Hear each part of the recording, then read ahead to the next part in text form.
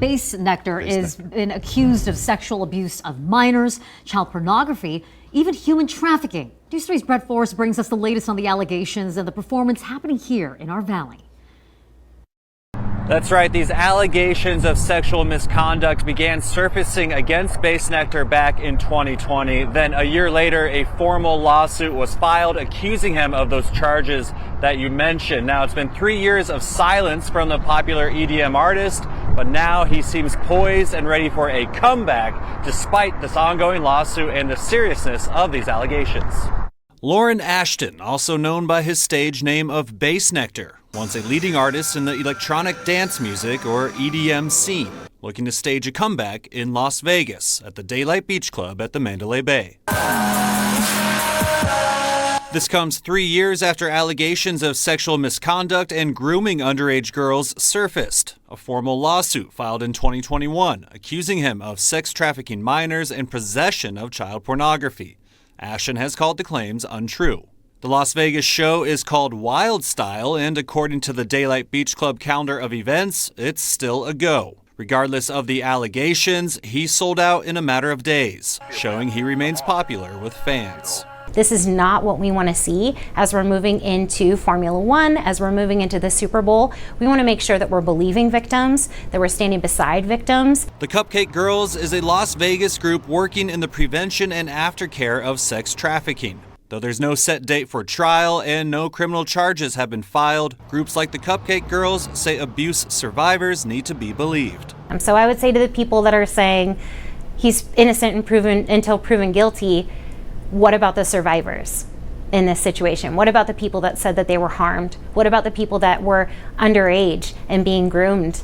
What about them? I also reached out to fans of Bassnectar through online forums, speaking to some of them about their continued support despite the allegations, calling him innocent. It's a community based on love and respect, and he's done so much charitable work. I'm somebody of forgiveness, man, second chances. If it's true, if it's not true, healing. There's so much good to be done from this. It would be a shame to let it all go. Attorneys for Bassnectar sent a statement reading in part, "Our client is under no obligation to put his life and career on hold because of false allegations." This civil litigation could continue well into 2024. It was filed by 3 disgruntled former romantic partners of Bassnectar and is meritless. Mandalay Bay and Daylight Beach Club did not return a request for comment, and the trial is in the discovery process right now. There is still no set date for it to begin. We start with that update to breaking news we've been tracking all night for you. An abandoned building filled with flames in the Arts District. Stubborn, as you said. Crews have been battling it for hours. Good evening, everyone. I'm Jim Snyder. And I'm Marie Mortera. This fire is near Charleston and Las Vegas Boulevard, and it began sometime after 6 this evening. News 3's Katie Munch has been on the scene since it began, and she joins us now live with the latest. Yeah, guys, it is very stubborn. Each time flames seem to die down, it seems that they have it under control. Another flame just sparks right back up. Crews right now are battling this fire from all sides of the building, but you can see their focus is essentially on the roof. It collapsed, but the flames in between keep igniting. Now, 3 people were rescued earlier. One of the 3 residents has been treated for smoke inhalation and was transferred to the hospital, but we're told is in stable condition. Now, it's too soon to know what caused the fire, but we've spoken to several families in this area. They say the commercial building has been abandoned for several years and attracts the homeless community. Now, many onlookers who were here when the fire started say they saw over 20 people run from the building after the flames ignited. Meanwhile, neighbors who we talked to say they're frustrated that this building is on fire. They don't feel like they feel like it could have been avoided, and they say it is not the first time that it is caught on fire.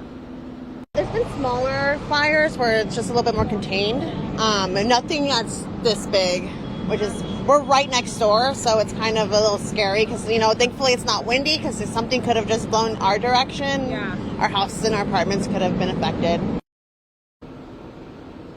As you can see, there are multiple agencies out here fighting this fire. Las Vegas Fire and Rescue, Clark County Fire. We also saw the bomb squad out here earlier. The agencies are taking turns fighting the fire and then taking breaks. They're just trading off. also running back out, getting a lot of oxygen, getting water and some Gatorade refueling. Now, they plan on staying out here for at least the next 12 hours to monitor the fire to make sure no flames reignite. We will continue to monitor and stay out here ourselves, but for now, we'll send it back to you in the studio, Jim and Marie.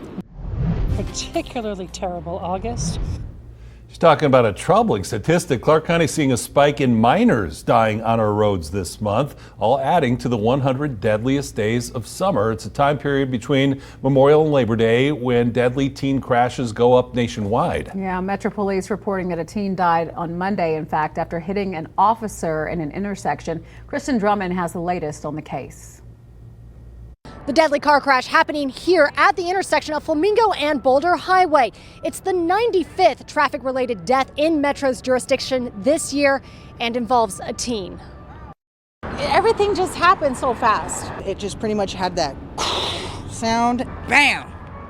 Bad impact. A 17-year-old dies after hitting a Metro patrol car. Cell phone video shared with News 3 captures the aftermath. Police say the teen driver ran a red light and smashed into an officer driving through the intersection. It kind of sounded like a sound of metal, a scrap metal, just really loud hitting another piece. Some hearing it, others, like Candace Crumedy, watching it while signing up customers for free phones. Some people went over there before they even came and tried to get the guy out the car to see if he was okay. The coroner identifying the teen as Gene Ashley Aragon. His father set up a GoFundMe page. He says the family lives down the street from the intersection. Gene was attending online school and just starting his second week of work. His death, the latest in minors dying on our roadways this summer. We've lost 9 kids just this month. Erin Breen with the Road Equity Alliance Project at UNLV. She monitors crashes with the Transportation Research Center. So what we've seen this summer is a rash of young people, and sometimes far too young to be driving people. We've driving cars that are not their own. We're driving at a very high rate of speed. We've just seen some crazy things, including the 3 teens killed in the crash involving a stolen car in North Las Vegas earlier this month. AAA reports more than 30% of deaths involving teens happen between Memorial Day and Labor Day nationwide. Very bad news in Clark County is that this is the worst summer I can ever remember for children dying on our streets. Back at the intersection, It was scary and it was devastating. Crumedy tells me the crash reminds her to stay aware of other drivers. You never know, anything can happen at the blink of a moment. The 100 deadliest days of summer ends on Labor Day. Just click below and subscribe to News 3. You'll get more stories that affect your community.